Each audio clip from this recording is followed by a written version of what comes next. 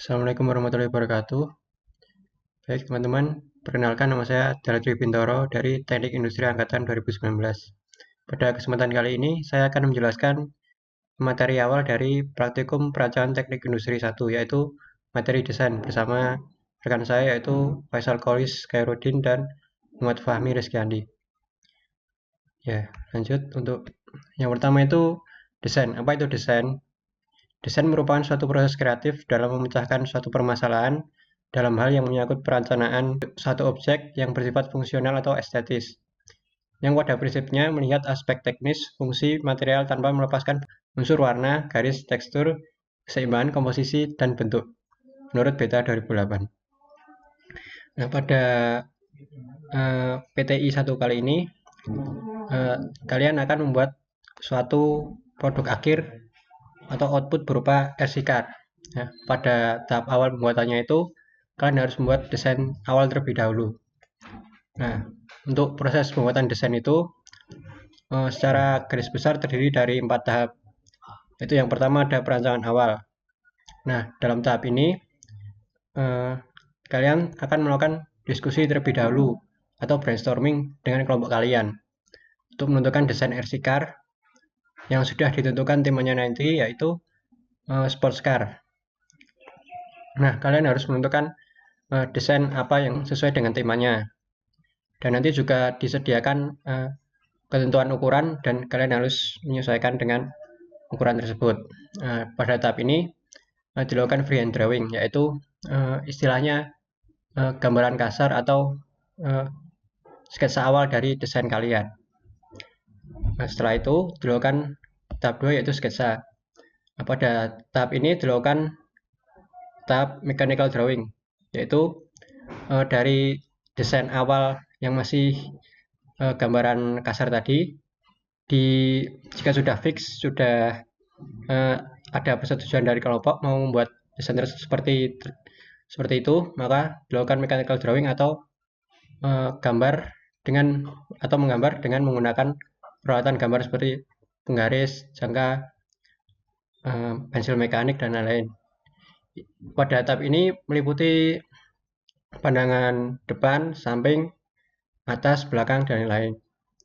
Dilakukan juga untuk perhitungan volume produk, yaitu dengan ketentuan maksimal berat bodi yaitu 2 kg.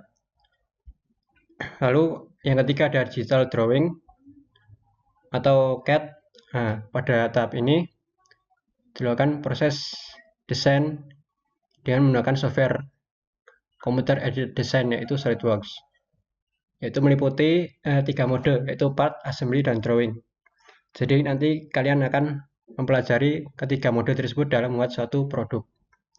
Lalu yang keempat ada tahap simulasi CAM.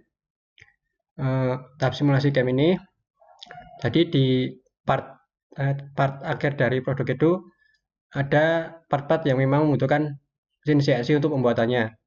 Jadi nanti kalian akan mempelajari simulasi CAM. Digunakan untuk membuat G-code yang diperlukan dalam pengoperasian mesin CNC untuk membuat part-part tersebut. Nah, untuk tema desain pada PTI 1 tahun ini, kami mengambil tema sport car.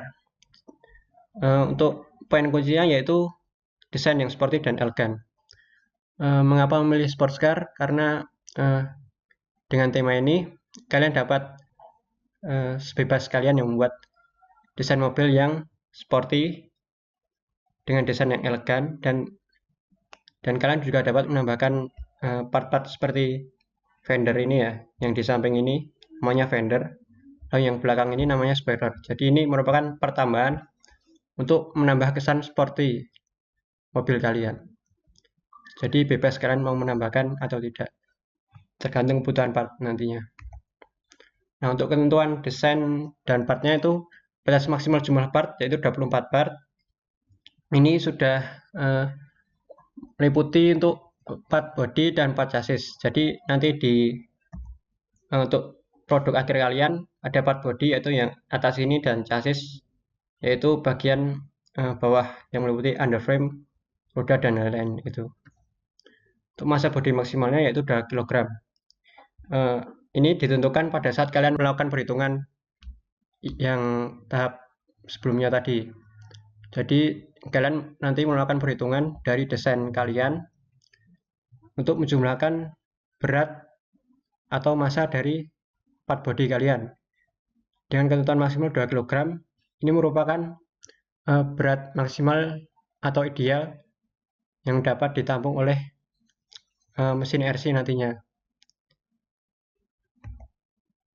Nah, untuk part-part dari RC car nantinya jumlah maksimalnya yaitu 24 part ya. Ini sudah meliputi body dan chassis. Nah, jadi kalian juga akan membuat ini namanya BOM solid. Jadi pada gambar ini menjelaskan part-part apa yang kalian buat dari produk kalian nanti. Di sini ada bisa dilihat 3 part ini merupakan part tidak wajib, yaitu fender, ada left fender dan right fender, dan spoiler. Ini bisa kalian tambahkan untuk menambah kesan sporty atau elegan biar sesuai dengan temanya yaitu sports car. Nah, untuk ketentuannya ini harus kalian perhatikan juga ya. Bisa diperhatikan pada saat pembuatan desain awal, yaitu harus sesuai dengan spesifikasi atau ketentuan dari desain body dan chassis ini. Untuk panjang total yaitu 420 sampai 430. Dan untuk jarak antar poros atau roda yaitu 275. Jarak bawah pintu ini sampai bagian bawah 25 minimal. Ini merupakan toleransi agar nanti dapat dipasang latch untuk proses assembly. Jarak antara poros roda dengan bawah itu 10 mili dan diameter untuk roda itu 105. Ini merupakan toleransi dari diameter rodanya itu 90. Jadi diberikan toleransi agar nanti mobil dapat berjalan dengan ideal dan lancar. Lalu ada tinggi bodi yaitu 115 sampai 130. Ini interval ya, jadi sebebasnya kalian tapi harus sesuai dengan ukuran ini. Lalu yang lain bisa menyesuaikan dan bisa diperhatikan juga untuk lebar underframe ini itu 190. Ini sesuai dengan lebar mesin RC nantinya, jadi dapat dipasang dengan baik. Lalu untuk tebal rodanya itu 30, diameter 90. Baik, cukup sekian pemaparan materi dari saya. Selanjutnya akan dilanjutkan oleh rekan saya yaitu Faisal Golis untuk materi desain selanjutnya. Terima kasih. Baik, di sini saya akan melanjutkan penjelasan materi yang disampaikan oleh Mas Danar, yaitu mengenai CAD, CAM, dan CAE. Apa itu CAD? CAD singkatan dari Computer Aided Design, yang membantu perancang untuk memperbaiki gambar, kemudian spesifikasi, dan elemen-elemen yang berhubungan dengan perancangan yang menggunakan efek grafis khusus dan perhitungan program-program komputer. Dalam CAD, kalian akan mempelajari atau bisa memperbaiki dari gambar desain yang kalian buat, ataupun kalian bisa menambah spesifikasi dari desain, seperti menambahkan material, kemudian mengatur dari berat dari desain yang kalian buat, seperti itu. Selanjutnya ada CAM atau Computer Aided Manufacturing. CAM penggunaan komputer untuk merancang, mengatur, dan mengontrol kerja mesin, peralatan, dan arus dari produk. Dengan CAM, komputer membantu seseorang manajer, insinyur teknik atau manufacturing, dan pekerja produksi dengan tugas-tugas produksi secara otomatisasi. Jadi dalam CAM ini nanti kalian bisa mendapatkan kode G-code yang nantinya kalian bisa untuk dimasukkan ke dalam CNC, mesin CNC, sehingga dengan G-code tadi kalian bisa mencetak dari desain yang kalian buat menggunakan software SolidWorks seperti itu. Kemudian yang selanjutnya yaitu ada CAE atau Computer Aided Engineering. CAE penggunaan teknologi informasi dan software komputer untuk mendukung tugas-tugas dari teknisi seperti analisis, kemudian simulasi, desain, manufaktur, perancangan, dan diagnosa serta perbaikan. Jadi dalam CAE ini kalian bisa mengatur atau menganalisis dari desain yang kalian buat, kemudian kalian juga bisa simulasikan dari desain yang kalian buat, seperti menganalisis dari material, kemudian berat dari material seperti itu. Kemudian yaitu ada SolidWorks.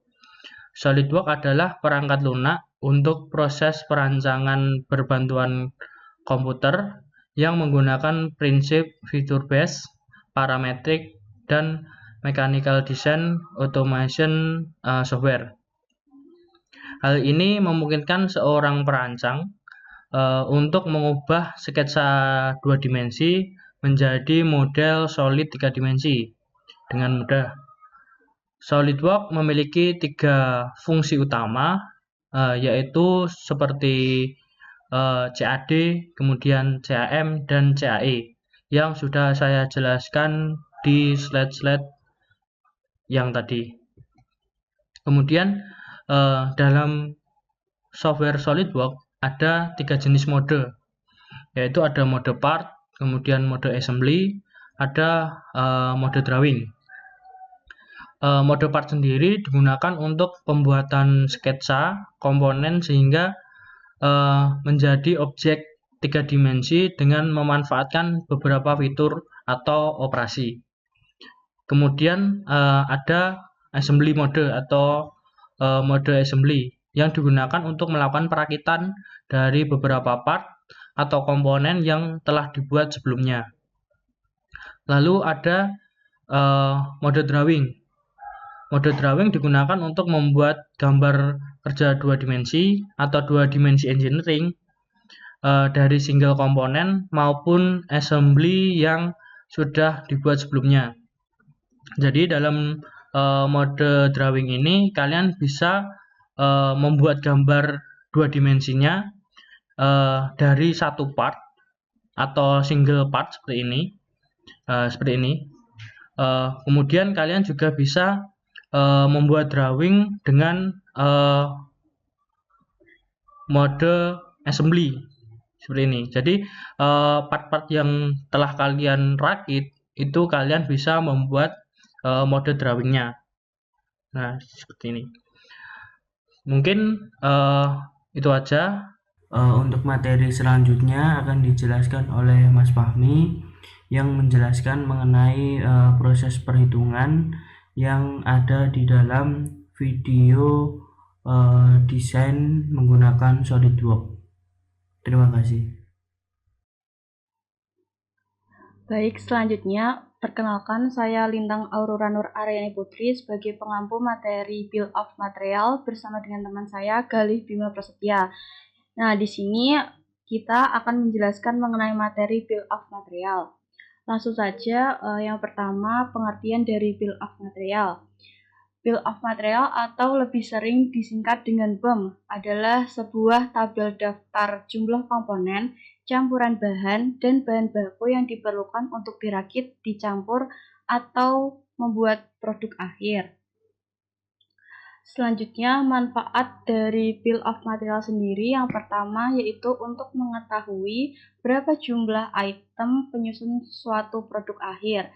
Yang kedua, menghindari kekurangan bahan baku. Dan yang ketiga, memberikan rincian mengenai komponen apa saja yang digunakan untuk menghasilkan suatu produk. Selanjutnya, jenis Bill of Material. Nah, Jenis bill of material di sini dibagi menjadi dua, yaitu yang pertama single level bill of material dan multi level bill of material. Single level bill of material merupakan BOM yang menggambarkan hubungan sebuah induk dengan satu level komponen-komponen pembentuknya. Untuk bill of material ini biasanya berbentuk sebuah tabular berupa bill of material tabel. Kemudian, multi-level bill of material merupakan BOM yang menggambarkan struktur produk lengkap dari level 0 sampai level yang terbawah. Nah, untuk multi-level bill of material ini lebih menggambarkan produk yang memiliki sub-assembly. Untuk produk sub-assembly digunakan bill of material tree. Selanjutnya, bill of material tabel. Nah, bill of material tabel ini merupakan contoh dari single level bill of material. Bill of material tabel berfungsi untuk menyajikan daftar kebutuhan material dalam bentuk tabel yang berisikan keterangan dari tiap-tiap komponen yang menyusun suatu produk. Nah, di sebelah sini ada contoh dari bill of material tabel. Nah, di sini ada beberapa komponen, yaitu yang pertama ada komponen part number, yang kedua ada description, terus quantity for each assembly, dan decision. Nah, untuk part number di sini merupakan nomor part dari setiap part yang digunakan seperti yang sudah dicontohkan di sini. Di sini ada part A, A1, A2, A11, dan seterusnya. Nah, part A di sini menggambarkan sebagai komponen utama dari pembuatan produk yang akan dibuat.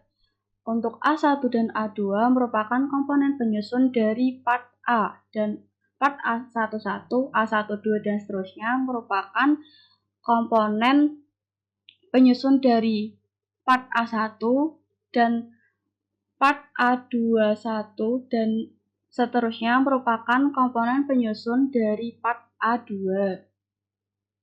Yang selanjutnya yaitu untuk komponen description, merupakan nama part, material, atau assembly yang digunakan dalam membuat suatu produk. Nah, di sini ada contoh kita membuat sebuah produk yang bernamakan PT IKAR. Nah, di PT IKAR ini memiliki dua penyusun komponen, yaitu yang pertama ada chassis dan body, dan begitu pula seterusnya. Selanjutnya ada quantity for each assembly, merupakan jumlah dari setiap part yang digunakan di setiap assembly-nya. Selanjutnya ada decision, merupakan penjelasan dari setiap part yang digunakan, apakah part tersebut dibuat, dirakit, ataupun dibeli. Nah, contoh di sini yaitu untuk part chassis dan body ini kan disatukan untuk menjadi sebuah mobil atau car. Nah, makanya di sini untuk decision-nya itu dirakit, karena untuk chassis dan bodinya ini disatukan untuk menjadi sebuah car, seperti itu. Nah, untuk selanjutnya pada BOM tabel ini sendiri mengacu pada bill of material tree. Nah, untuk bill of material tree sendiri akan dijelaskan oleh teman saya, yaitu Galih Bima Prasetya. Oke, untuk materi selanjutnya yaitu bill of material tree. Bill of material tree yaitu berupa diagram pohon dengan beberapa level yang menggambarkan struktur produk. Produk akhir ditempatkan di level 0, komponen pembentuk berikutnya ditempatkan di level 1, dan seterusnya. Nomor level bertambah untuk level-level di bawahnya. Gambar di samping merupakan contoh dari bill of material tree. Di sini terdapat A yang melambangkan mobil atau produk jadinya, menempati level 0. Kenapa? Karena bukan merupakan komponen penyusun dari mobil, karena A sendiri itu adalah produk jadinya. Nah, di bawahnya terdapat A1 dan A2 yang menempati level 1. Kenapa? Karena A1 dan A2 ini merupakan komponen utama penyusun dari mobil itu sendiri. Di level 2 terdapat beberapa komponen yang menyusun A1 dan A2. Nah, di level 2 ini merupakan komponen-komponen yang menyusun komponen di atasnya. Begitu juga di level 3. Yang perlu diperhatikan di Bill of Material Tree ini sendiri yaitu semakin ke bawah, maka levelnya semakin bertambah. Untuk materi selanjutnya yaitu Bill of Material SolidWorks. Bill of Material Solid adalah BOM yang berupa gambar isometri dari produk, yang di dalamnya terdapat tabel yang berisi komponen-komponen penyusun produk. Gambar di samping merupakan contoh dari BOM solid. Di sini terdapat tabel yang berada di pojok kiri atas. Di sampingnya terdapat exploded view dari mobil itu sendiri. Di bawah tabel terdapat gambar isometri dari produk. Dan di pojok kanan bawah terdapat identitas dari mobil itu sendiri. Nah, sebelum kalian membuat Bill of Material SolidWorks ini, kalian harus membuat exploded view terlebih dahulu. Oke, mungkin cukup sekian materi dari Bill of SolidWorks. Untuk materi selanjutnya akan dilanjutkan oleh teman saya. Baik, selanjutnya perkenalkan nama saya Fani Pancawardani. Di sini saya akan menjelaskan mengenai materi LRP bersama rekan saya yaitu Bahaliza Umami dan Mas Nofsa Bilal Iqbal. Nah, untuk pengertian lembar rencana proses yaitu menurut Ganjar tahun 2012, LRP atau lembar rencana proses merupakan representasi dalam bentuk tabel yang menyatakan urutan-urutan operasi proses produksi suatu komponen beserta parameternya. Nah, sebelumnya di materi BOM solid, teman-teman sudah mengetahui part atau komponen apa saja yang diperlukan untuk produksi. Nah, untuk di LRP ini, nantinya teman-teman akan merancang proses produksi untuk mendapatkan part atau komponen yang diperlukan. Nah, untuk manfaat LRP ini, yang pertama, untuk mengetahui proses-proses yang akan dilaksanakan dalam produksi suatu komponen. Kemudian, untuk mengetahui waktu yang dibutuhkan, stasiun kerja yang digunakan, dan alat bantu serta tools yang dibutuhkan untuk setiap proses. Nah, kemudian untuk memperkirakan kebutuhan bahan baku komponen. Dan yang terakhir, untuk menentukan tata letak pabrik. Selanjutnya, ini merupakan contoh LRP yang nantinya akan kita gunakan untuk praktikum PTI 1 ini. Dalam format LRP kali ini, yang di bagian atas ini merupakan tabel LRP yang terdiri dari judul, yaitu lembar rencana proses. Kemudian, di sebelah kiri ini terdapat nama yang menjelaskan nama produk yang kalian buat, di mana di sini kita akan membuat PTI card. Nah, kemudian ada no part. No part ini menjelaskan nomor dari part yang dibuat. Nah, no part ini didapatkan berdasarkan urutan dari BOM solid teman-teman. Nah, kemudian ada nama part.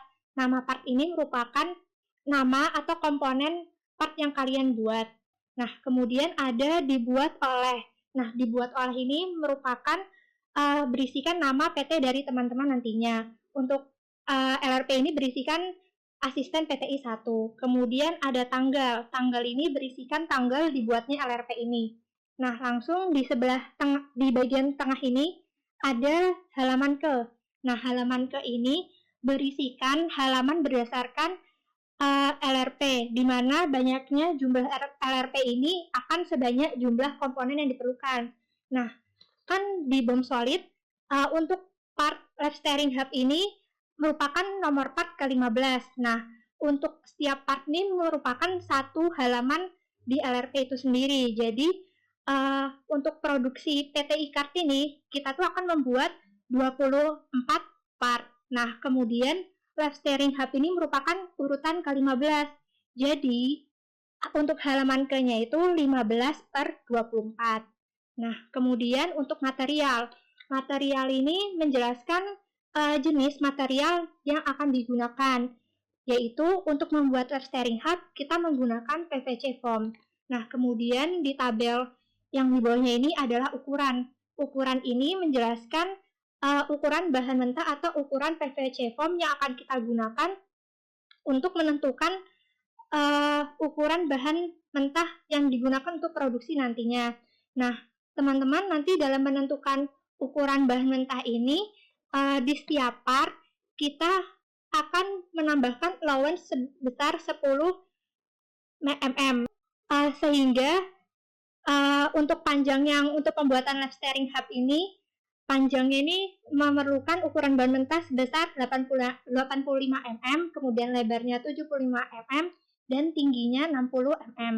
Nah, kemudian yang di sebelah kanan ini merupakan file gambar, yaitu berisikan gambar dari part yang akan dibuat atau diproduksi. Nah, untuk gambar ini kita menggunakan dalam sudut pandang isometri.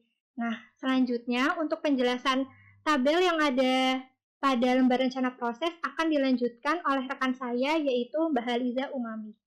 Oke, selanjutnya saya akan menjelaskan detail isi yang ada di dalam tabel LRP lembar rencana proses, di mana terdapat nomor proses, uraian operasi, stasiun kerja, setup yang terdiri dari tools dan alat bantu, spindle speed, feed rate, waktu setup, waktu proses, dan waktu total.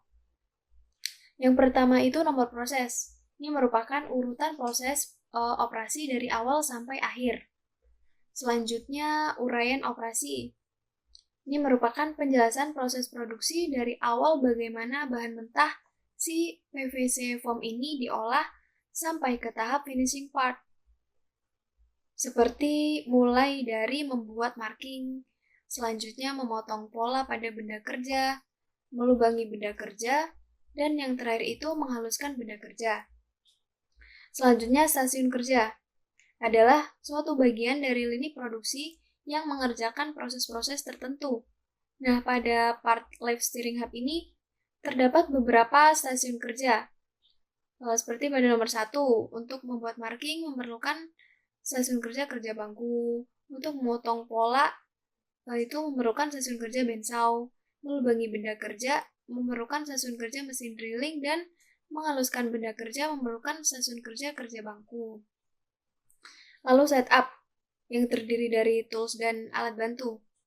Tools dan alat bantu ini adalah alat yang digunakan dalam pembuatan proses operasi.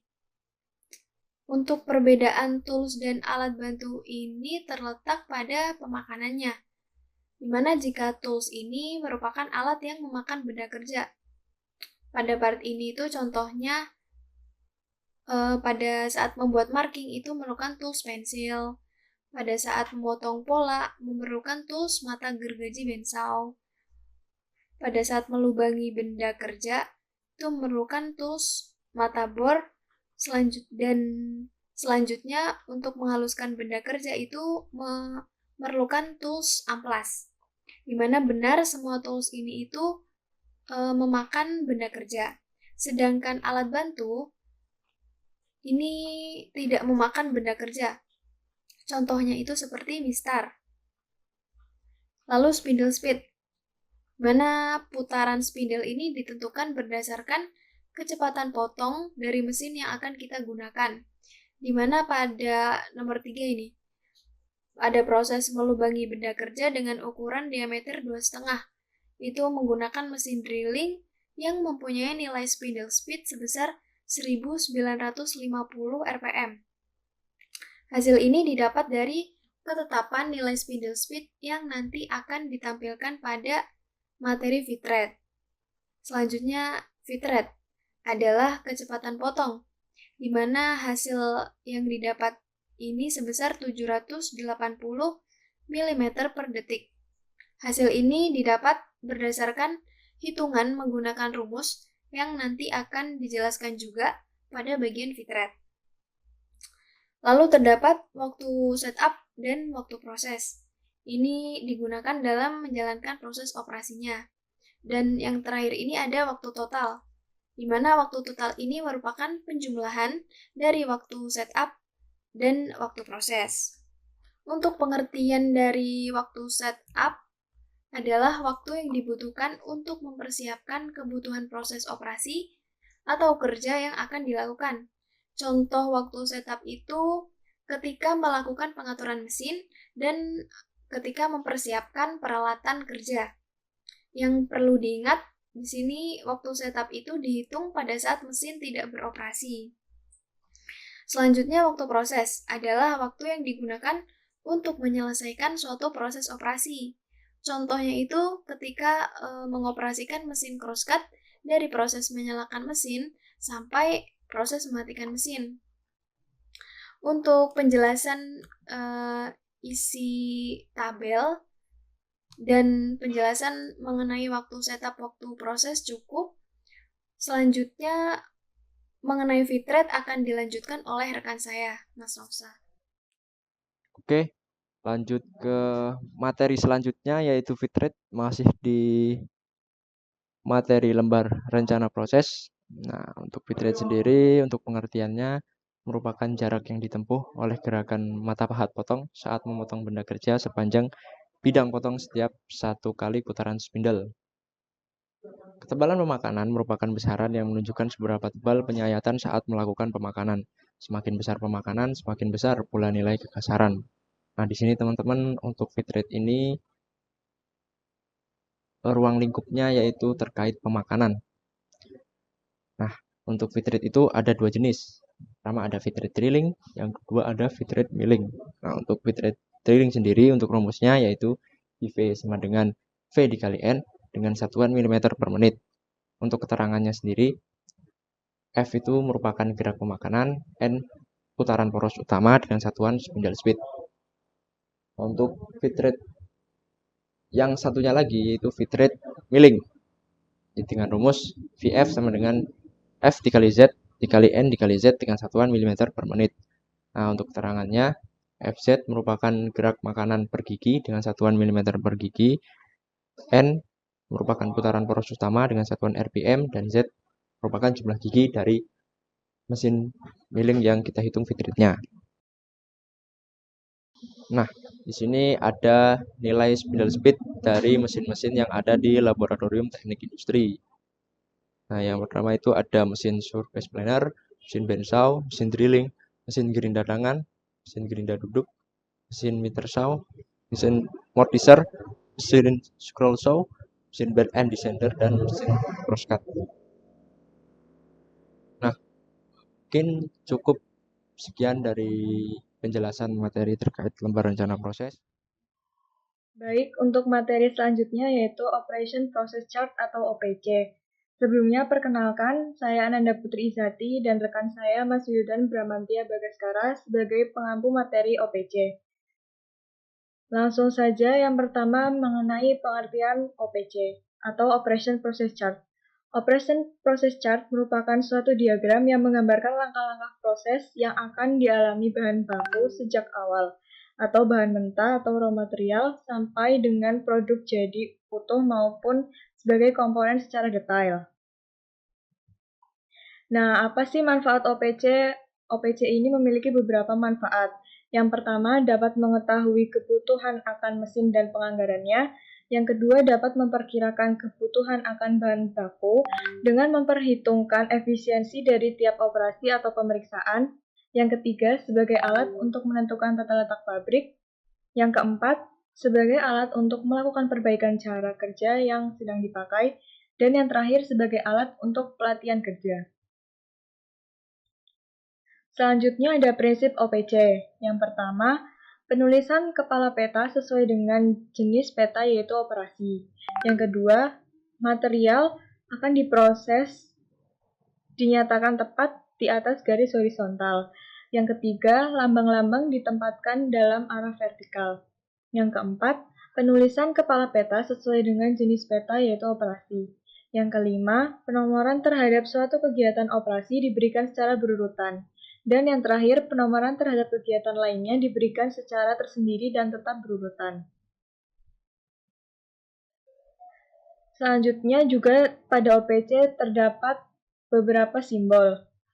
Operation Process Chart memuat berbagai macam lambang atau simbol yang mewakili kegiatan saat proses produksi berlangsung.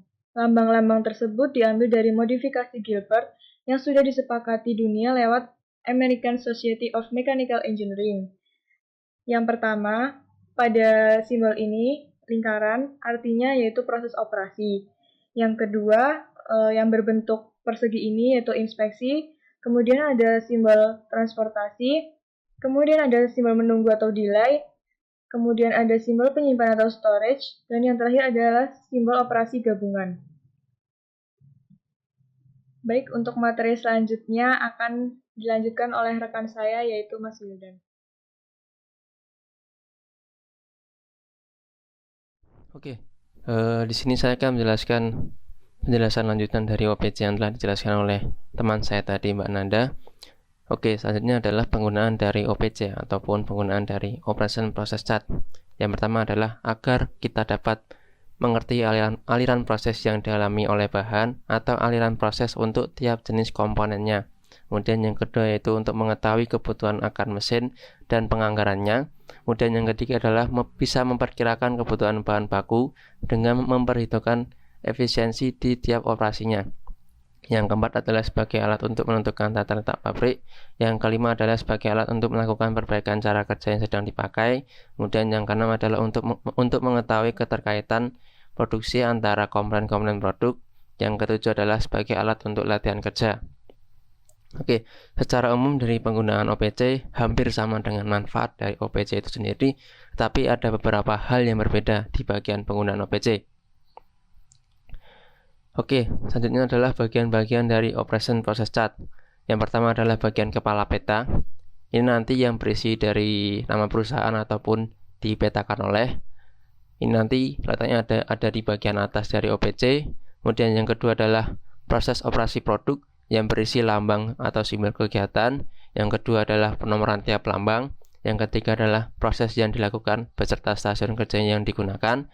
Kemudian yang keempat adalah pemberian waktu.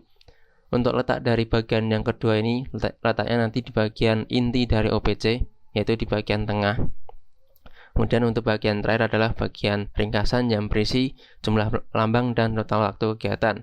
Untuk nanti format dari bagian ketiganya adalah kita menggunakan format tabel, yang di situ nanti ada keterangan jumlah lambang yang digunakan, kemudian total waktu yang kita gunakan itu berapa jam.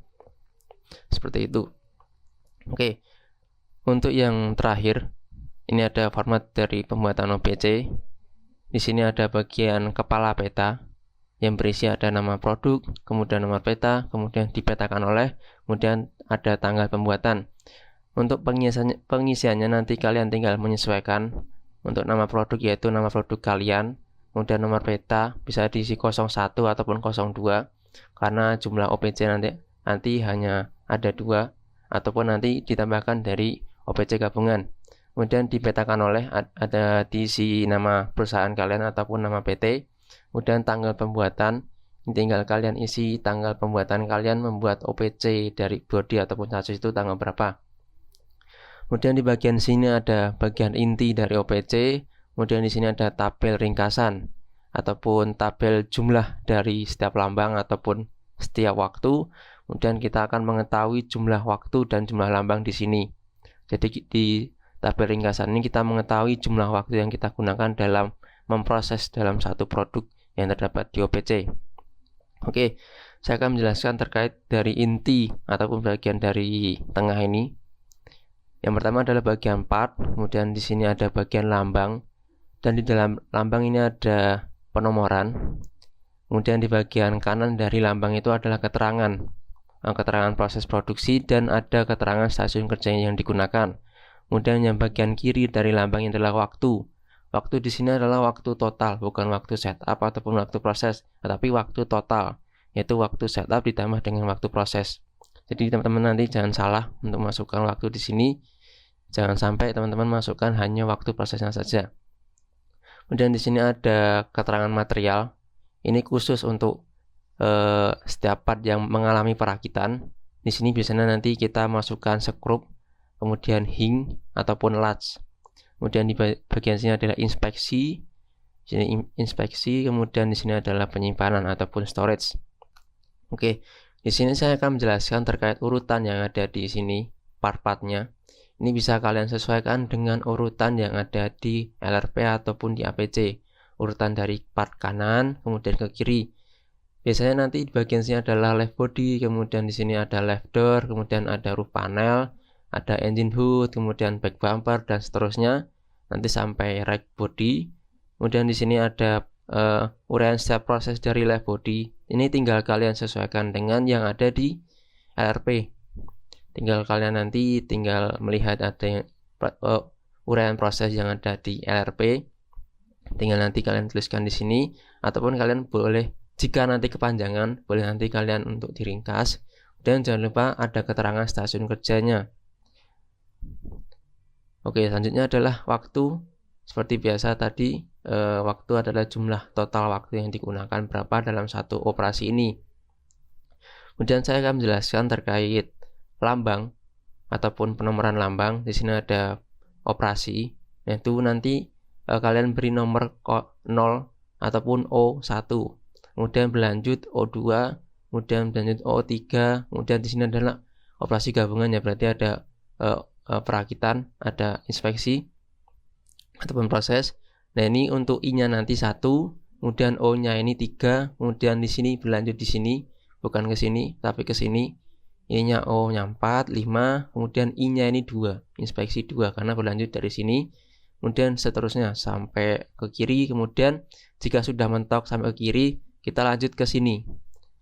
Di sini kan O-nya berarti 1, 2, 3, 4, 5, 6, 7, kemudian sini 8. O8, O9, kemudian I4, kemudian berlanjut ke storage. Oke, jangan lupa nanti bagian perakitan sini jangan lupa ditambahkan oleh material. Semisal ini ada left body, di sini part left body, kemudian ini left door, berarti dirakit menggunakan hing ataupun engsel. Nah, di sini tinggal kalian tulis hing, kemudian jumlahnya hing itu berapa. Kemudian semisal di sini adalah sini kan left body, kemudian di sini adalah roof panel, kan kita rakit menggunakan skrup. Nah, untuk skrup nanti di OPC kita menggunakan bahasa Inggrisnya dari skrup, yaitu screw. Tinggal kalian tulis screw di sini, kemudian ada jumlah skrunya berapa yang kalian pakai. Kemudian nanti untuk bagian perakitan OPC body dan OPC chassis, kan kita membuatnya juga ada OPC gabungan. Jangan lupa setiap nanti di OPC body kalian tambahkan operasi, yaitu untuk pemasangan latch, top latch, kemudian untuk yang bagian chassis yaitu bottom latch. Kemudian nanti di bagian OPC gabungan jangan lupa kalian kasihkan satu operasi, yaitu untuk menandakan proses penggabungan dari OPC body dan OPC chassis. Kemudian kalian tambahkan inspeksi, kemudian kalian storage. Mungkin seperti itu. Nanti jika kurang jelas bisa kalian tanyakan ke asisten pengampu kelompok kalian masing-masing. Mungkin hal yang krusial yang perlu diperhatikan dalam penyusunan OPC adalah penomoran, kemudian proses produksinya ataupun langkah-langkah dari produksi setiap part itu jangan lupa diperhatikan. Kemudian perakitannya jangan lupa itu diperhatikan juga, karena jika kalian salah terkait penomoran ataupun prosesnya, kalian akan mengulangi dari awal ataupun dari yang salah itu. Terus terkait waktu dari perakitan, jika nanti kita ada produksi offline, itu kita menggunakan waktu real time yang terjadi pada saat kalian melakukan perakitan, ataupun nanti jika kita produksinya tidak ada ataupun online, itu kita memperkirakan sendiri ataupun kita brainstorming sendiri terkait waktu perakitannya berapa. Mungkin itu terkait format dari OPC yang akan kita gunakan di praktikum PT 1 tahun ini. Sekian terkait penjelasan materi operation process chart. Oke, saya akan melanjutkan materinya. Di sini ada APC atau Assembly Process Chart yang diampu oleh saya sendiri, Adis Amelia Hermawanti, dan juga teman saya, Isra Dwi Setiawan. Saya akan menjelaskan apa sih itu APC atau Assembly Process Chart. Assembly Process Chart atau APC itu merupakan suatu peta kerja yang menggambarkan langkah-langkah proses perakitan yang akan dialami komponen berikut pemeriksaannya dari awal sampai produk jadi selesai. Jadi di dalam APC ini berisikan komponen-komponen atau part-part yang teman-teman butuhkan untuk membuat sebuah produk jadi. Produk jadi pada praktikum kali ini itu adalah sport car atau mobil sport ya. Selanjutnya ada prinsip pembuatan APC. Yang pertama, komponen yang diletakkan paling atas ini merupakan base atau tempat komponen lain ditempelkan. Jadi teman-teman itu harus membayangkan apa sih kira-kira part yang pertama saya rakit terlebih dahulu untuk nantinya itu akan ditempelkan part-part yang lainnya atau komponen-komponen yang lainnya. Yang kedua, komponen-komponen itu ditulis secara berurutan dari atas ke bawah dan dibuatkan lingkaran. Komponen yang pertama dirakit diletakkan di paling atas dan yang terakhir dirakit ini diletakkan paling bawah. Yang ketiga, komponen-komponen yang akan dirakit ini dihubungkan oleh garis menuju ke sebuah lingkaran membentuk subassembly atau assembly. Yang keempat, buat garis horizontal ke arah kanan dari lingkaran-lingkaran komponen tersebut dan buat lingkaran untuk menyatukan tiap komponen yang dirakit pada operasi yang baru ditulis. Yang kelima, bagian atas garis merupakan nama part. Dan yang terakhir, nomor subassembly atau assembly ditempatkan dalam lingkaran yang berarti bahwa terjadi proses perakitan. Untuk lebih jelasnya, saya akan memberikan contoh APC. Nah, di sini terdapat kop yang berisikan ini judulnya assembly process chart tentunya. Ada nama produk, ini nanti diisikan nama mobil kalian. Dipetakan oleh ini diisi nama perusahaan kalian dan tanggal pembuatan. Ini tentunya diisi tanggal pembuatan APC-nya ini sendiri. Di dalam APC ini terdapat simbol lingkaran, tetapi di dalamnya ada kode. Ada A, di sini ada 1A. Yang A ini merupakan kode komponen urut sesuai proses perakitan. Jadi ini itu urutan. Tadi kan nama partnya harus urut ya. Yang pertama diletakkan ini kan base-nya untuk nantinya ditembakkan part-part yang lain. Di sini di atas garis horizontal ini dituliskan nama part atau nama komponen. Di sini ada 1A. Ini merupakan kode komponen yang telah dirakit. Misal, saya mau merakit left body dan juga left door. Itu kan membutuhkan hinge ya. Nah, pertama saya merakit left body dan juga hinge-nya terlebih dahulu. Nah, ini kan tadi udah terjadi proses perakitan nih. Nah, ini untuk menandakan itu dituliskan kode 1A. Selanjutnya baru saya rakit lagi dengan left door. Nah, ini yang udah dirakit tadi kan 1A, terus dirakit lagi dengan left door, ini membentuk assembly atau subassembly yaitu 2A. Nah, dan seterusnya sampai menjadi sebuah produk jadi. Selanjutnya ada tabel waktu peta proses perakitan. Nah, di setiap ini kode komponen yang telah dirakit ini, perakitan ini kan tadi terjadi sebuah perakitan ya. Tentunya membutuhkan waktu. Nah, waktunya itu nanti ditulis di dalam tabel. Tabelnya ini ada nomor assembly yang berisi kode komponen ini dan juga waktu. Waktunya di sini dalam menit. Misal untuk merakit left body dan juga hinge-nya tadi saya membutuhkan waktu 1,5 menit. Jadi dituliskan ini 1A itu waktunya 1,5 menit. Selanjutnya untuk merakit 1A dan juga ini tadi left door. Nah, saya membutuhkan waktu di sini misal 2 menit. Nah, jadi kode komponen 2A ini yang telah dirakit 2A ini waktunya 2 menit. Nah, sekian penjelasan dari saya terkait tentang APC. Teman saya akan memberikan tutorial pembuatan OPC karena OPC itu simbol-simbolnya itu lebih beragam. Nah, sedangkan yang di dalam APC kan hanya terdapat lingkaran-lingkaran dan juga garis-garis ya. Kalau di OPC kan lebih banyak simbol-simbol yang dibutuhkan nantinya. Sekian penjelasan dari saya, terima kasih. Setelah teman-teman praktikan mendengarkan penjelasan mengenai OPC dan juga APC, maka selanjutnya adalah teman-teman akan membuat Operation Process Chart dan juga Assembly Process Chart di Microsoft Visio. Nah, pada kali ini perkenalkan, nama saya Ezra dan di sini saya akan membuat tutorial cara membuat OPC menggunakan aplikasi Microsoft Visio. Yang pertama adalah teman-teman harus menginstal Microsoft Visio terlebih dahulu. Nah, ketika telah menginstal Microsoft Visio, teman-teman membuka blank drawing. Lalu di sini ada dua pilihan, Matic dan juga US. Teman-teman pilih US.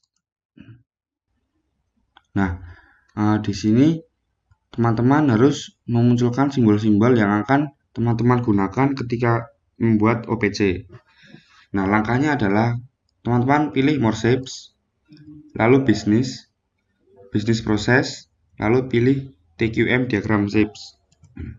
Nah, di sini teman-teman sudah disediakan simbol-simbol yang digunakan untuk membuat OPC. Langkah yang pertama adalah ketika teman-teman ingin memasukkan simbol-simbol ini ke dalam lembar kerja teman-teman adalah teman-teman klik, lalu seret. Nah, seperti itu. Lalu ketika teman-teman ingin mengcopy paste sebuah simbol, teman-teman tinggal klik, lalu CTRL. Nah, setelah itu teman-teman membuat sebuah garis dengan cara pilih konektor, lalu seperti itu. Nah, ketika teman-teman ingin memunculkan sebuah simbol lagi dengan jenis simbol yang berbeda, langkahnya sama, tinggal diklik saja, lalu diseret.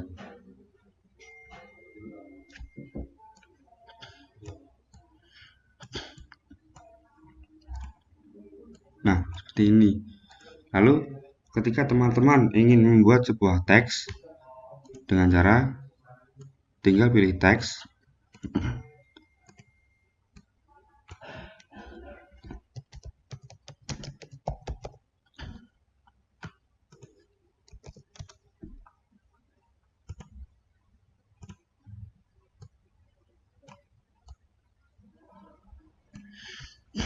Nah, seperti ini.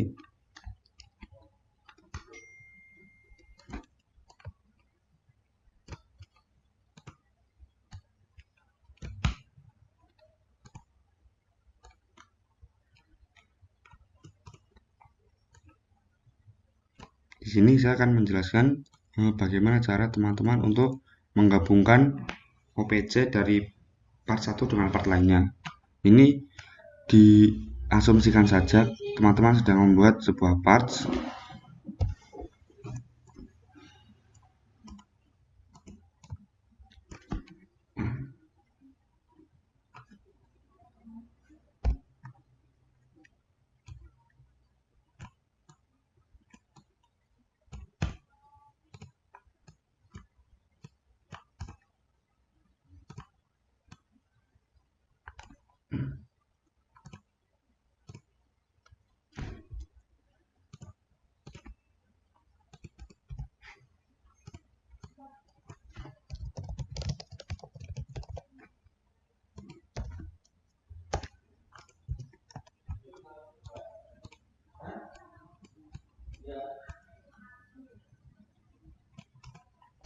Nah, teman-teman, ketika teman-teman ingin membuat sebuah arah panah, teman-teman harus membuat line terlebih dahulu.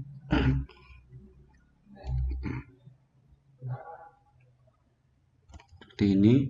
Lalu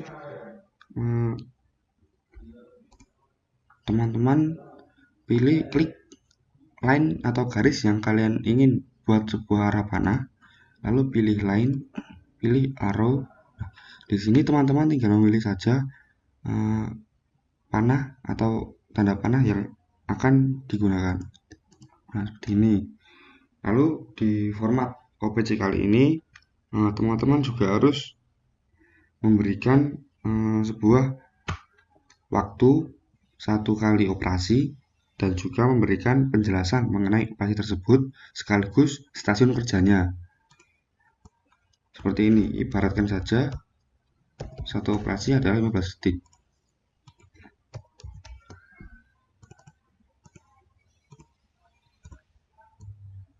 Teman-teman tinggal taruh di pojok kiri sebuah satu operasi.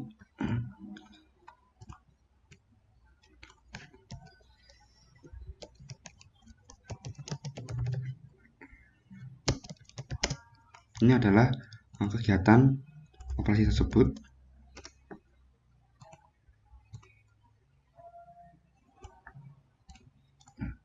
Nah, dan ini adalah stasiun kerjanya.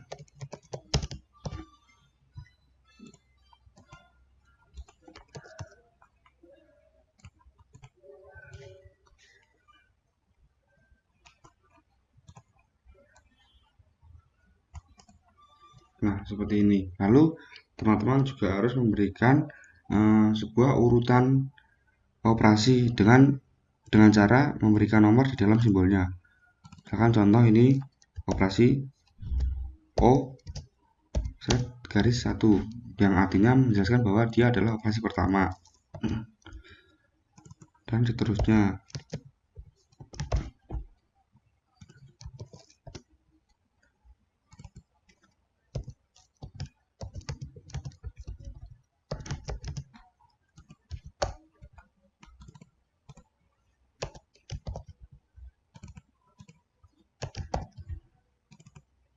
Nah, ketika teman-teman menemukan sebuah simbol yang berbeda, teman-teman tetap harus mulai dengan angka 1 dengan nama simbol operasinya. Ketika berbentuk segi 4 yaitu adalah inspeksi, dituliskan I garis 1.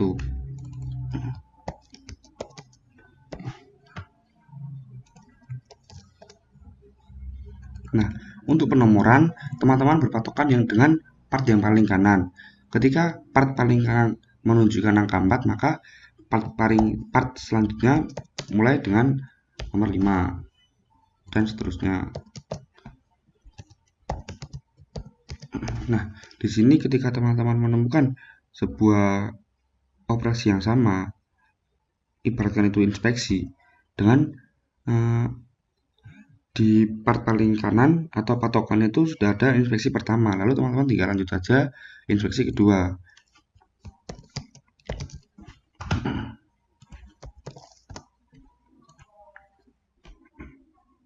Nah, sekian tutorial untuk membuat operation process chart. Bila ada kurangnya, saya mohon maaf. Baik, materi selanjutnya setelah APC yaitu Computer Numerical Control atau biasa disebut dengan CNC. Nah, pada materi CNC kali ini akan disampaikan oleh saya, Aris Indrianto, dan rekan saya, Muhammad Irgan. Computer Numerical Control atau CNC adalah suatu mesin yang dikontrol oleh komputer dengan menggunakan bahasa numerik. Jadi, perintah yang dimasukkan untuk mengontrol gerakan mesin CNC ini akan menggunakan huruf dan angka yang sering kita sebut dengan G-code. Sistem kerja mesin CNC ini lebih sinkron antara komputer dan mekanik, sehingga jika dibandingkan dengan mesin perkakas yang lain akan lebih teliti, lebih tepat, lebih fleksibel, serta cocok untuk produksi massal. Dengan mesin CNC ini dapat menunjang produksi yang memiliki tingkat kerumitan yang tinggi, dan dapat juga untuk mengurangi campur tangan operator pada saat operasi produksi. Jadi, kesalahan manusia atau human error dapat dihilangkan. Pada mesin CNC ini, prinsip kerjanya yaitu mengubah G-code menjadi perintah gerakan suatu mesin, di mana pada praktikum kali ini kita akan memberi perintah gerakan ke mesin CNC menggunakan bantuan dari software Max3. Secara garis besar, prinsip kerja mesin CNC meliputi 3 bagian utama, yaitu program permesinan, yang berupa input data yang tersusun dan teratur sebagai perintah gerakan pahat untuk diolah pada software komputer sesuai dengan bahasa pemrograman yang selanjutnya akan diteruskan ke bagian unit pengendali. Di bagian unit pengendali ini berfungsi untuk mengubah sinyal elektronik menjadi gerakan mekanis. Nah, kemudian gerakan tersebut akan diteruskan ke bagian mesin perkakas. Untuk bagian mesin perkakas ini digunakan untuk mengeksekusi gerakan pahat yang nantinya akan menyayat benda kerja. Biasa kita sebut dengan proses pemesinan. Nah, tadi kita sudah menyinggung tentang Max-Tree. Apa sih itu Max-Tree? Max-Tree merupakan software yang mengubah perangkat komputer menjadi alat kontrol mesin CNC. Max-Tree ini bekerja pada personal komputer Windows untuk mengendalikan gerakan motor dengan mengolah data dari G-code yang telah dimasukkan. Berikut ini merupakan tampilan awal setelah G-code dimasukkan. G-code ini merupakan salah satu dari part left body yang telah saya ubah menjadi G-code. Nah, untuk tampilan yang pada layar ini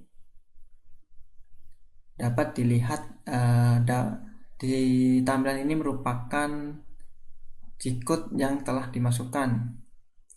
Untuk pada bagian ini merupakan preview dari G-code atau path yang akan kita buat nantinya. Sementara untuk bagian tengah di sini adalah berupa koordinat. Ada sumbu X untuk gerakan ke kanan dan ke kiri, sumbu Y gerakan ke depan dan ke belakang, dan sumbu Z gerakan ke atas ke bawah atau vertikal. Untuk sumbu yang 4 ini, karena kita nanti hanya menggunakan 3 sumbu, maka dari itu sumbu keempat ini tidak digunakan. Nah, pada umumnya jenis mesin CNC dibagi dua, yaitu ada CNC milling dan CNC turning. Pada proses milling, prinsip kerjanya yaitu benda kerja akan dicekam dan bergerak secara horizontal terhadap sumbu X dan sumbu Y. Benda kerja akan dicekam. Nah, benda kerja maksud di sini adalah benda kerja diam, dicekam dan bergerak terhadap sumbu X yaitu ke kanan dan ke kiri, dan sumbu Y ke depan dan ke belakang. Sedangkan mata pahat akan berputar dan bergerak vertikal di sumbu Z. Mata pahat berputar bergerak di sumbu Z, yaitu ke atas dan ke bawah. Tetapi ada juga mesin CNC yang memiliki ketiga sumbunya bergerak adalah toolnya atau mata pahat. Pergerakan itu semua dimaksudkan untuk mengurangi permukaan benda kerja. Sementara pada CNC turning, prinsipnya benda kerja akan dicekam dan berputar. Dapat dilihat gambar di samping ini. Sementara pahat bergerak terhadap sumbu X ke kanan dan ke kiri, dan sumbu Y ke depan dan ke belakang. Sama seperti konsep milling, pergerakan itu akan digunakan untuk mengurangi permukaan dari benda kerja. Nah, untuk materi selanjutnya akan dijelaskan oleh rekan saya, yaitu Muhammad Irgan.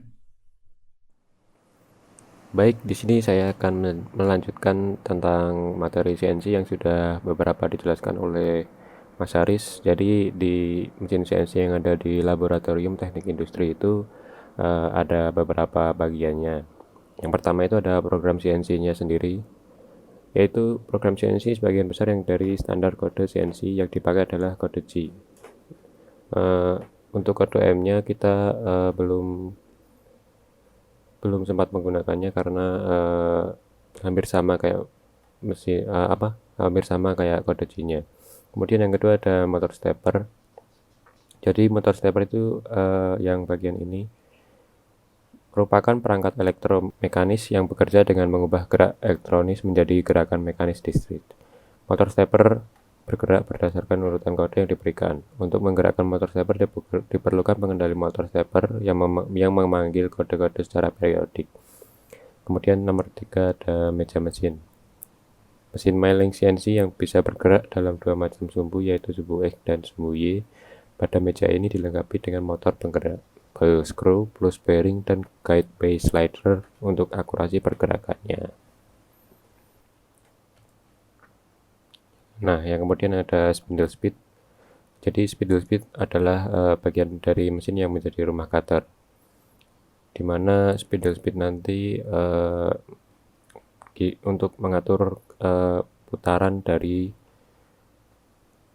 mata ber dari mesin CNC itu sendiri, yang dilengkapi dengan colet untuk pencakram perputaran tool cutter.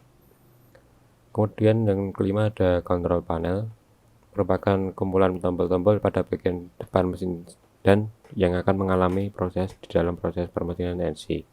Sumbu Z akan bergerak vertikal, sedangkan untuk arah horizontal adalah sumbu Y dan sumbu X yang bergerak sejalan dengan motor spindle yang memutar pisau atau mata per yang nantinya berguna untuk melubangi sebuah material yang tepat pada mesin kerja CNC. Jadi di CNC ini ada beberapa tombol sendiri, yaitu ada tombol power, kemudian ada indikator lampu, kemudian ada tombol emergency, kemudian ada tombol spindle speed, dan ada tombol spindle putaran belok kiri atau putar kanan, dan ada tombol spindle speed untuk mengatur kecepatannya. Nah, fungsi dari tombol emergency ini ketika ada kendala atau hal yang tidak diinginkan pada saat melakukan proses cutting di mesin CNC, nanti bisa berhenti sendiri untuk proses cuttingnya. Oke, lanjut. Di sini ada kelebihan dan kekurangan dari mesin CNC. Yang pertama, kelebihan dari mesin CNC adalah hasil produksi dapat diatur sesuai dengan keinginan. Kemudian tingkat ketelitian dari pengukuran lebih baik, tidak perlu dilakukan pemeriksaan dalam pengerjaan benda kerja secara terus-menerus. Waktu yang dibutuhkan untuk fabrikasi lebih cepat, kemudian cenderung tidak membutuhkan tempat yang luas. Operator tidak harus terampil seperti pada mesin konvensional. Kemudian kekurangan dari mesin CNC sendiri yaitu fabrikasi komponen benda kerja yang sederhana menjadi sulit karena format pemrograman yang rumit. Kemudian modal awal yang dibutuhkan lebih besar, biaya pemeliharaan lebih besar terutama untuk mesin CNC-nya sendiri dan juga mata bor dan juga lainnya. Kemudian ada kinerja mesin terbergantung pada perangkat CNC. Butuh tenaga ahli untuk pemrograman format operasional. Kemudian membutuhkan perangkat tambahan. Sekian yang dapat kami sampaikan. Untuk lebih jelasnya akan dijelaskan pada video-video berikutnya. Terima kasih.